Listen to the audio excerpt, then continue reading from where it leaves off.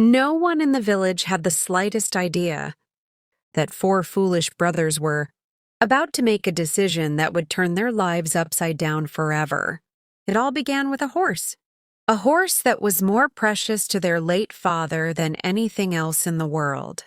But after the father's death, the brothers were left with a question that would spark a chain of disasters. Who will take care of the horse now? The brothers, each as clueless as the other, gathered under the shade of an old tree. Their father's voice still echoed in their hearts, but wisdom was nowhere to be found among them. One brother scratched his head and said, "Why don't we simply cut the horse into 4 pieces so each of us gets 1 leg?" The others, instead of realizing how absurd it was, nodded in agreement. For them, this sounded like the fairest solution. But soon another problem arose. If they divided the legs, what about the rest of the horse's body? They argued, they shouted, and their foolishness grew louder with every passing second. Just then, a traveler appeared on the road. He stopped, looked at them, and asked, "Brothers, what are you fighting about?" They explained their dilemma, and the traveler smiled and said, "Why destroy the horse? Sell it in the city and divide the money equally among yourselves." The suggestion was simple. The brothers, who could not think beyond their noses, agreed instantly. They tied the horse with a rope and began their journey towards the city. The road was long, the sun merciless, and the forest awaited them with secrets, darker than their foolish minds could ever imagine. By the time the evening shadows stretched across the land, the brothers grew tired and decided to rest under the trees. They tied the horse nearby, laid down on the cold ground, and soon fell into a deep sleep. The forest was silent, except for the sound of their loud snores echoing through the night. But in that silence, another set of footsteps crept closer. The footsteps of a thief. With careful hands, the thief untied the horse's rope and vanished into the darkness of the forest. The brothers, unaware, continued to dream in their foolish sleep. And when the first one finally woke up, he rubbed his eyes and saw the horse was gone. He shook the others in panic, shouting, "Wake up! The horse has been stolen." One of the brothers yawned and said casually, "Oh, don't worry. It must be Rahman Khan. Let's see about it in the morning." But what awaited them the next morning was far beyond their imagination. Morning came, but with it came chaos. The brothers, still half asleep, searched the forest for their stolen horse. There was no sign of it anywhere. Their foolish minds clung to one name, Rahman Khan. Convinced he had taken it, they decided to go after him. On the road, as they wandered, their eyes fell upon strange marks imprinted on the soil. The first brother bent down and said, "These are the footprints of a camel." The second added with fake wisdom, "Not just any camel. This was a male camel." The third examined the ground more closely and whispered, "This camel, it was blind in one eye." And the fourth, desperate to add something, declared, "It must have broken its rope and run away." They nodded to each other, proud of their so-called knowledge. But then, from the distance, a man approached in distress. His face carried worry, his clothes were dusty, and his eyes searched desperately for something. He stopped the brothers and asked, "Did you happen to see a camel pass this way?" The brothers, each eager to show off, spoke one by one. "It was a male camel," said the first. "It was blind in one eye," said the second. "It broke its rope and ran," added the third. The camel's owner's eyes widened in shock. "Yes, that's exactly my camel. Now tell me, where is it?" But the brothers looked at each other and then all together replied, "We haven't seen your camel. Try searching further." The man's suspicion grew darker. "How can you know all these details and still say you haven't seen it? You must have stolen it," his voice echoed with anger. and without waiting for more excuses, he said, "Come with me to the king's court. Only he will decide this matter." The brothers, too foolish to protest, followed. But fate had not finished with them yet. As they walked, their eyes caught another set of tracks on the dusty path. This time it was the marks of human feet. One brother pointed and said, "These are a woman's footprints." The second added, "She must have run away from her home." Angry and upset, the third leaned closer and said, "She is carrying a child in her womb. She will soon give birth." And as they spoke, another man rushed toward them, breathless and anxious. "Brothers, have you seen a woman pass by here?" he asked desperately. Again, the foolish four showed off. "A woman who left home in anger," said one. "She is pregnant," said another. "She ran away last night," added the third. The man gasped, "Yes, that's her. Now tell me where she is." But once again, the brothers shook their heads together. "We have not seen her." The man's suspicion grew into rage. "You know everything about her, and yet you deny it? No, you must have taken her. Come with me too. The king will decide." And so the foolish brothers, followed by the angry camel owner and the desperate husband, marched toward the king's palace. Their journey would soon lead them to a trial they could never have imagined, and a test that would reveal just how dangerous their foolish tongues could be. The brothers, along with the camel's furious owner and the desperate husband, finally arrived at the grand court of the king. The air was tense, the palace guard stood firm, and the king himself, sitting on a throne of gold, looked down at the strange gathering. His deep voice echoed across the hall. "Why have you all come here? What matter demands my judgment?" One by one, the men spoke. The camel's owner stepped forward first. "Your Majesty, these 4 men know everything about my lost camel. That it was male, blind in one eye, and broke its rope. Yet they deny ever seeing it. Surely they are the thieves." The husband came next.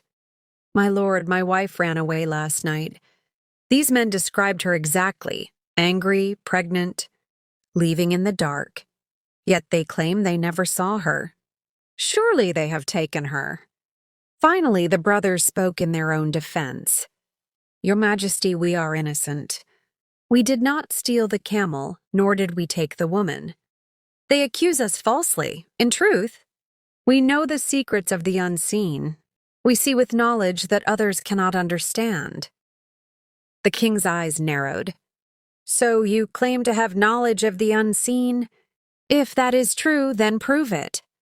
I will test you now." He signaled to a servant who brought forth a wooden chest. The king placed something inside and locked it. Raising his hand, he asked, "Tell me, what lies hidden in this box?" The brothers looked at one another, their faces pale. The eldest broke the silence. "It is something round." The second added, "It has a small crown at the top." The third hesitated, and the fourth finally declared, "Why don't you just say it?" "It's a pomegranate." The court gasped. The king himself leaned forward, stunned. Slowly he nodded. "You speak the truth. Perhaps you really do have the knowledge of the unseen." The camel's owner protested, but the king silenced him. "Go, find your camel yourself." He turned to the husband. "Find your wife on your own. These men are not guilty." Finally, the king looked at Rahman Khan and commanded, "Return their stolen horse or pay them its price." Rahman Khan, cornered, had no choice but to hand over money for the horse. With pride swelling in their foolish hearts, the brothers left the palace. In the marketplace, they bought a flock of sheep and goats, convinced that their wisdom had finally brought them fortune. But then, their foolishness struck again. On their way home, they entered a thick forest. The shade of the trees was cool, the breeze gentle, and soon the brothers grew drowsy. They tied the animals nearby and lay down to rest. Suddenly, one of them woke up and stared in horror. He saw a baby goat climbing a tree, while the sheep stood together, moving their mouths as if plotting. He screamed and shook his brothers. "Wake up! Wake up! The goats are breaking sticks and the sheep are planning to kill us." The brothers panicked. Without a second thought, they abandoned the entire flock and ran as fast as their legs could carry them into another disaster waiting ahead. The brothers, panting and trembling, ran until their legs could carry them no more. They stopped on the roadside, gasping for air, and one of them suddenly cried out, "Wait, let's count ourselves. Maybe one of us got lost." So the eldest began counting, pointing at each of his brothers. 1, 2, 3. But he forgot to count himself. His face turned pale. "Oh no, one of us is missing!" Another tried, but again each one forgot to count himself. Panic spread among them. "We were 4. Now we are only 3. Our brother is lost!" Just then, a rider passed by on horseback. He listened to their foolish cries and smirked. "Do you want me to count you?" he asked. Desperate, the brothers agreed. The rider pointed at each of them carefully. 1, 2, 3, 4. The brothers' eyes widened in amazement. "Wow, you are so wise. Truly, you saved us. From now on, we are your servants." The rider, amused, accepted. He took them home and gave each brother a task. "You take care of my mother. Do not let even a fly sit on her." The second was told, "Feed my oxen." The third was commanded, "Harvest the fields." And the fourth was asked to watch over the sheep and goats. But the brothers, being fools, destroyed everything. The one guarding the mother chased flies with a stick, striking her until she died. The second, instead of feeding the oxen, slaughtered them and buried their heads in hay, thinking they would feed themselves. The third, too lazy to harvest, set the entire crop on fire, believing roasted grain would save him effort.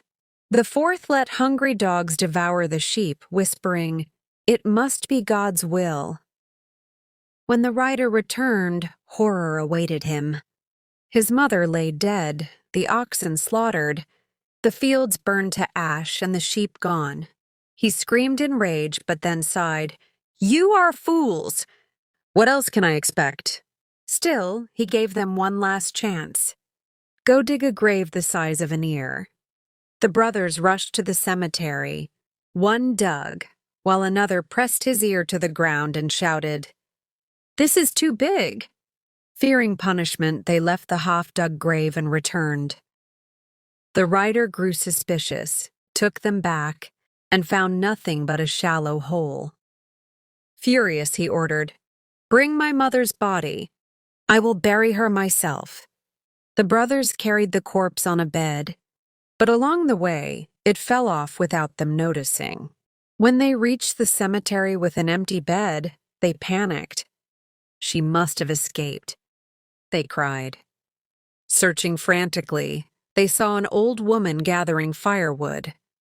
Mistaking her for the rider's mother, they forced her onto the bed and carried her away, ignoring her desperate screams. The rider was horrified when he saw the terrified stranger. Realizing what had happened, he released the poor woman and buried his true mother with dignity. But his patience had run out. He pushed the brothers out of his house and shouted, "Enough! You fools have brought nothing but destruction. Leave and never return." And so, the 4 brothers, still as foolish as ever, walked away into the wilderness, carrying with them only their endless stupidity. If this story kept you hooked till the very end, don't forget to subscribe to our channel, Legend and Lore Stories, where every tale is more thrilling, more emotional, and more unforgettable than the last.